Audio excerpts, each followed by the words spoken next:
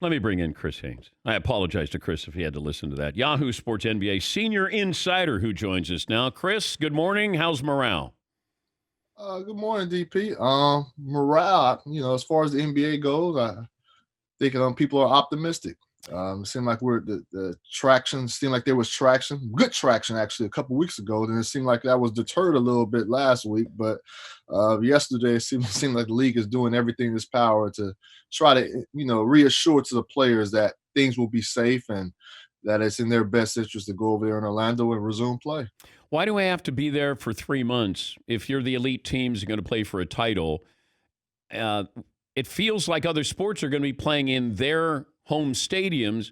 Why couldn't I have the Eastern Conference, Western Conference to be played in those four cities?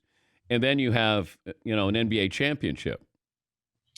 I think this is the best way to assure that the players look. There's players out there that were really hesitant.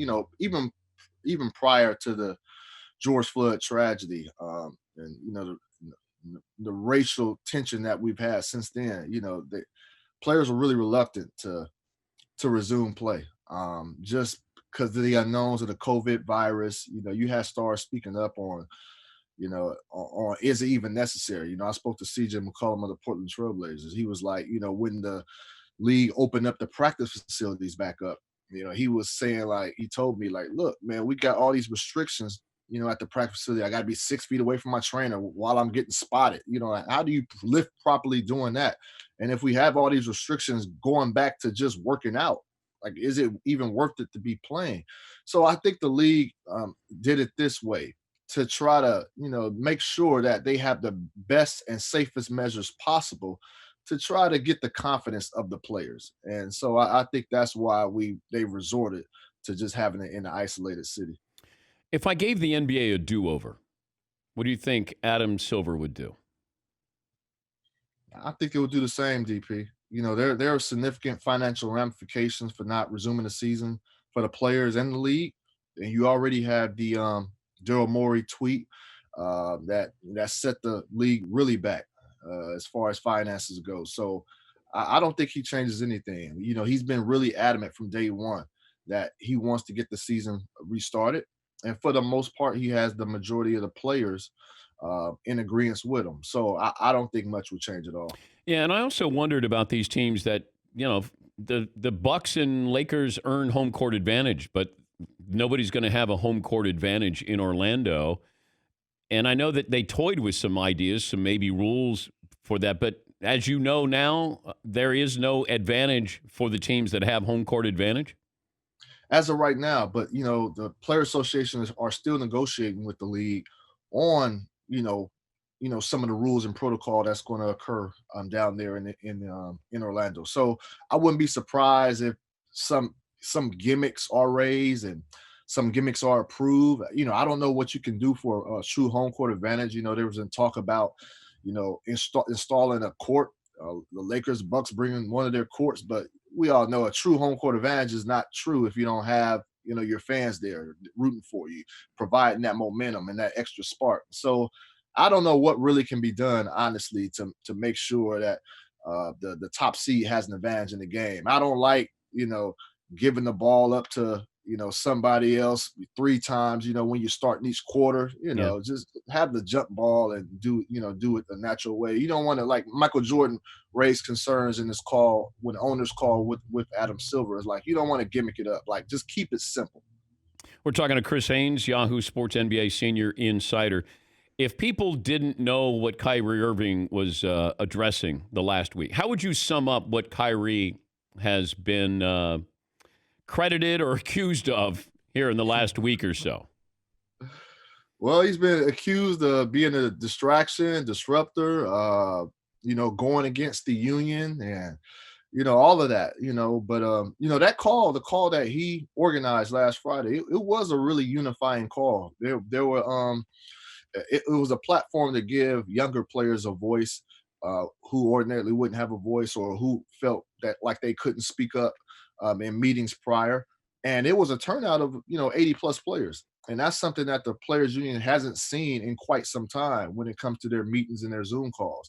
And so, Kyrie Irving, he expressed, his concerns, and he said he had no aspirations to go over there in Orlando. Dwight Howard was in agreement, Avery Bradley, Carmelo Anthony to an extent. Donovan Mitchell raised concerns about his situation being up for the extension this summer. But does Kyrie want to start a new league, Chris? Is that? I haven't heard that, DP. I haven't heard that. I can't confirm that. Okay. But there's rumors that he's always said that. So but I can't confirm if he said that recently. Is he calculated or crazy? I wouldn't say crazy. I wouldn't go crazy, DP, because I'm not a medical professional. But I'll say, look, Kyrie has always been. I've covered Kyrie in Cleveland when I was a beat writer for Cleveland Plain Dealer, and for me, he was the toughest guy that I've ever had to cover. Just trying to figure him out. 1 minute everything's cool, and next minute, he acts like he doesn't know you, or whatever. But he's always been fair to me. I would say that. But look, is he going against the grain? Absolutely. That wasn't a Players Association sanctioned call, last week, because if it was, Chris Paul would have organized it. So, and Kyrie is the VP of the Players Association. So this is, this is going against the grain a little bit. But it was a good call overall last week. Now, there's a snitch hotline in Orlando that if you see somebody doing something where they're putting other people at risk, it's not called the snitch hotline, right? And can you imagine all these people saying, I saw LeBron or I saw the Greek Freak, and all of a sudden the commissioner he suspends LeBron for a game for endangering other people here because of the snitch hotline? Well, I got a few things to say about that, DP. If it's not officially called a snitch hotline, it's going to be officially called that. That's what it's going to be. And second, I expect that hotline to ring like crazy if there are violations. They want to win. They want to win. Wait a minute. You think that somebody would snitch? You think that Joel Embiid's going to call the snitch hotline 1-800-NARC and say that the Greek Freak, I saw him out, and where he shouldn't be? DP, if a player saw LeBron James hop the fence to do whatever, that buzzer will ring. You don't think they got opportunity to take LeBron James out for a week or so? Would you snitch? Would you snitch on Adrian Wojnarowski? If it helped your career, would you snitch on Shams? I'm not snitching. Okay. I'm not snitching. Okay. Because I don't want them to snitch on me when I jump the fence. I still love these. Some of the no pets. If you have card games, we have to have singles, ping pong games. We throw away the cards after Yeah. And are they allowed to smoke pot down there? Because they're not testing, Chris. Yeah, and I was going to look into that, DP. They're not testing. I'll bet you were. I was going to look into that. I'll spend a couple of days doing that. I'm curious, DP. And then, DP, you talking about some of the safety measures that they're taking, and so like as soon as they finish, obviously they're not wearing face masks, while they're playing, but as soon as they leave that arena, face mask on all the time. It's okay while you're playing on the court, sweating up against everybody, rubbing on against everybody, but as soon as you step off the court, face masks all the time. I didn't know if they would just have a pot room, because they have, all these different rooms set up for people. And you just, 6 feet of distance, you sponsor it. Doritos sponsors it, and Taco Bell, and you just let everybody go in there and spark up. And since they're not testing for this. Well, I can say this. If that's the case, DP, and I don't think that'll be the case. If that's the case, we're going to have a different brand of basketball that we're accustomed to watching. Final score will be 44-42. Are you going to Orlando? Are you going to Orlando? Are you going down? That's the plan. Wow. What hotel do you get to stay in?